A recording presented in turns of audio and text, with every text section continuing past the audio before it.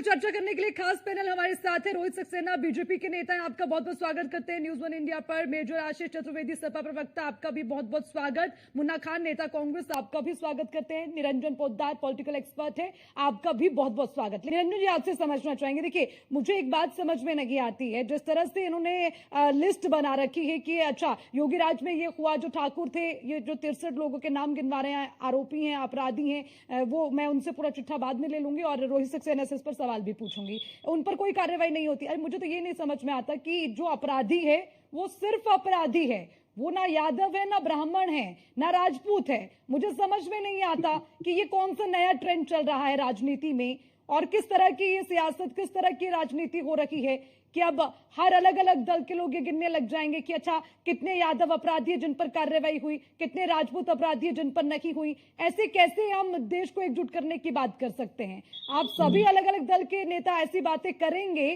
तो आखिर एकजुटता की बात कौन करेगा? निरंजन जी, सबसे पहले आपसे समझना चाहूंगी। जी अर्चना जी, देखिए अपराधियों की जाति जनगणना पे आई, ये बात इसलिए कह रहा हूं क्योंकि हम हैं वहां, हम थे जहां। यानी कि जिस तरीके से अपराध एक समय था जब अपराध, आप ये समझ लीजिए माफिया राज के, या यूं कहीं कि एक समानांतर सत्ताएं जिस तरीके से अपराधियों की चलती थी, या एक जिस तरीके से गिरोह चलते थे, लगभग मेरा यह मानना है कि कदाचित वो शायद इसीलिए चलते होंगे क्योंकि उस समय इसी प्रकार से एक सहानुभूति हुआ करती थी कि भाई ये इस जाति का है तो इसलिए ये कर सकता है, ये इस जाति का है तो ये नहीं कर सकता। और इसी हिसाब से मुझे लगता है कि जिस समय एक समय हुआ करता था, पूरा उत्तर प्रदेश भागों में बटा हुआ था और एक एक क्षेत्र, एक एक माफिया, एक एक बाहुबली के की समानांतर सत्ताएं वहां पे चलती थी। आज कहीं ना कहीं मुझे लग रहा है कि उत्तर प्रदेश को उसी दिशा में ले जाने का प्रयास किया जा रहा है, क्योंकि बड़ा दुर्भाग्य लगता है कि जब एक तरफ हम कहते हैं कि अपराधी की कोई जाति नहीं होती, और ये चीज कब कहते हैं कि जब कोई व्यक्ति किसी को किसी दो लोगों को, 5 लोगों के किसी के प्राण हार लेता है, तब तो हम उसको इस तरीके से बच करके निकल जाते हैं, अपराधी की कोई जाति नहीं होती, उस समय जाति की कहीं कोई बात नहीं होती।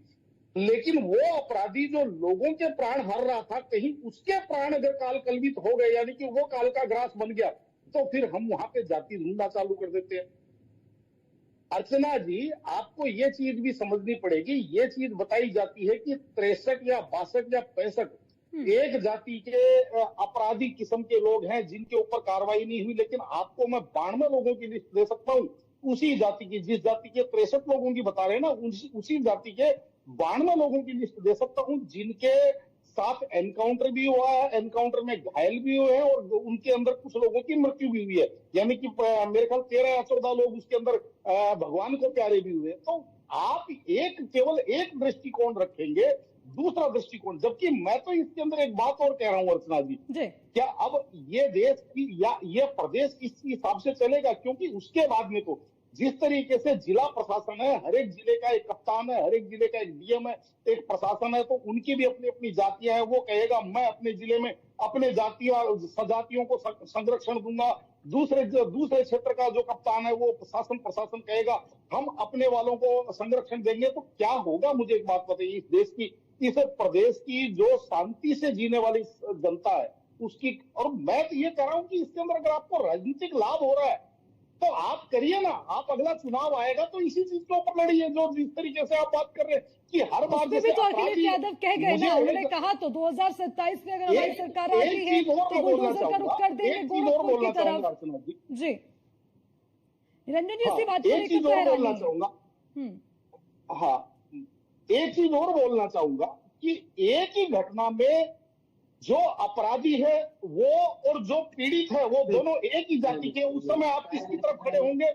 भाई अगर मैं उदाहरण के तौर पे कहूं तो कानपुर क्षेत्र से जिस तरीके से इरफान सोलंकी जो विधायक थे वो भी मुस्लिम थे, और जिनका उन्होंने घर जलाया, जिनके घरों के, जिनकी जमीनों पे उन्होंने कब्जा किया, जिसके चक्कर में आज वो जेल में है, जिसके कन्विक्टेड हुए, तो अब आप किसकी तरफ खड़े होंगे? आप जिस आदमी ने अपराध किया उसकी तरफ खड़े होंगे या जो विक्टिम है उसकी तरफ खड़े होंगे? लेकिन वास्तविकता जानते हैं क्या? वास्तविकता ये है कि मुझे समझ में नहीं आता कि जो राजनीति है वो इतनी संकीर्णता में क्यों चली जाती है। ये आपको तो ये कहना चाहिए कि अगर आपको अपनी जाति या किसी भी जाति से प्रेम हो तो उस जाति के लोगों को समझाइए कि अपराध के काम में लिप्त ना हो, अपराध की दुनिया को छोड़ करके समाज की मुख्य धारा के अंदर आइए, तब तो ये माना जाएगा जैसी ठीक है समाज निरंजन के भी तैसी है। ठीक है। निरंजन पोद्दार जी, आपसे जानना चाहेंगे, क्योंकि आप भी राजनीति को बहुत नजदीक से समझते हैं, उसकी परख रखते हैं। मैं समझना चाहूंगी निरंजन जी, मैं ये समझना चाहूंगी कि हमारे देश में, हमारे प्रदेश की भी अगर हम बात करें, अगर हर सत्ताधारी, चाहे अभी बीजेपी की सरकार है, कल सपा की सरकार आती है, परसों कांग्रेस की आती है, वो अपने अपने हिसाब से, अगर अपने वोट बैंक के हिसाब से जाति ढूंढने लगेगा, तो कैसे हम जो क्राइम रेट है उसको कम करेंगे? फिर आप लोग ये सवाल उठाते फिरते हैं कि क्राइम रेट में सुधार कैसे होगा, कानून व्यवस्था में सुधार कैसे होगा। अगर अपराधियों में डर बनाने की कोशिश करें तो उसमें आप जात खोजने लग जाते हैं। निरंजन जी,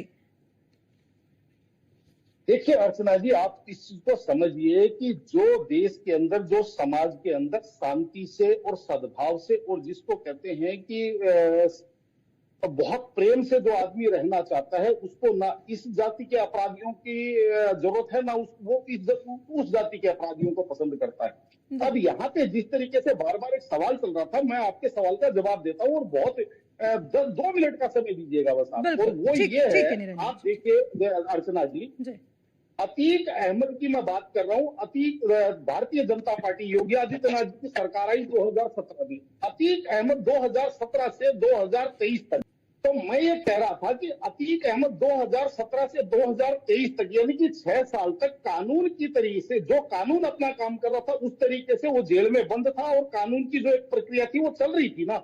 लेकिन वो प्रक्रिया कब तेज हुई? वो तब तेज हुई जब उसने उमेश पाल की हत्या करी, सरेआम वहां पे बमबाजी करी, और जिस तरीके से कानून को चुनौती दी, सरकार को चुनौती दी, समाज को चुनौती दी, तब सरकार एक्शन में आई। और पहले उसके सुपुत्र का वहां एनकाउंटर हुआ, और उसके बाद में ये सारा का सारा घटनाक्रम वहां पे हुआ। नहीं तो 6 साल तक वो उसी तरीके से, तो उसी के अंदर मैं आपको ये बात कहना चाह रहा हूं अर्चना जी, कि ये जो हम बात कर रहे हैं मंगेश यादव की, जिसके ऊपर ये विवाद उठ रहा है, मंगेश यादव पिछले लगभग 11 साल से हिटरी सीटर था, अपराध जगत में था। 11 साल से सरकार ने कोई एनकाउंटर तो नहीं किया था।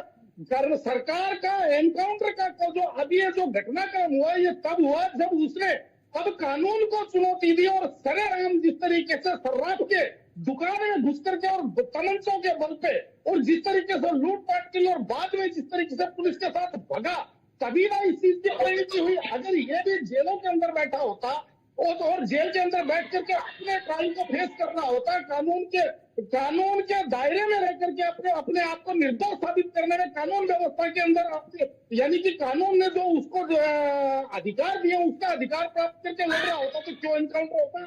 अब आप ये कहें कि भाई एक अपराधी का बैलेंस करने के लिए दूसरे जाति के अपराधी को या दूसरे जाति के किसी व्यक्ति को एनकाउंटर करना जरूरी है, तो फिर अलग बात है कि भाई अगर मान लीजिए निरंजन पोद्दार अपराधी है और एनकाउंटर में मारा गया, तो अर्चना जी जो है वो ब्राह्मण समाज से है, इनका एनकाउंटर इसलिए कर दीजिए क्योंकि हमें बैलेंस बनाना है, हमें लोगों को दिखाना है कि देखो हम तो दोनों समाज के लोगों को मार रहे हैं। तो ये कहाँ तक लॉजिक वाली बात है भाई? आपको मैं सीधी सी बात बता रहा हूँ, जो कानून की चक्की में आता है बारीक बारीक पीसता है अर्चना जी, चाहे वो किसी भी जाति का हो, किसी भी मजहब का हो, किसी भी समाज का हो। और मेरा ये मानना है कि आपको अगर किसी से सहानुभूति है, चाहे जाति के आधार पे, चाहे मजहब के आधार पे, तो आप उनको ये चीज समझाएं कि वो अपराध जगत को छोड़े और मुख्य धारा में आए। किसी का फोकस नहीं है, उस पर किसी का फोकस नहीं है, तो आपकी राजनीति सार्थक मानी जाएगी। ठीक है निरंजन जी।